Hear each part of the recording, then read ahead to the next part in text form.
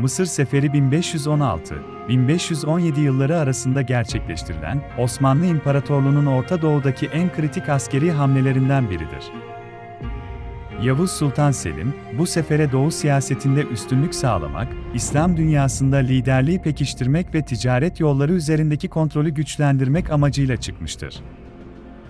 Seferin temel nedenleri arasında Memlüklerle yaşanan siyasi rekabet, Safevilerle mücadele sonrası bölgesel güvenliği sağlama isteği ve Kızıldeniz ticaretinin önem kazanması yer alır.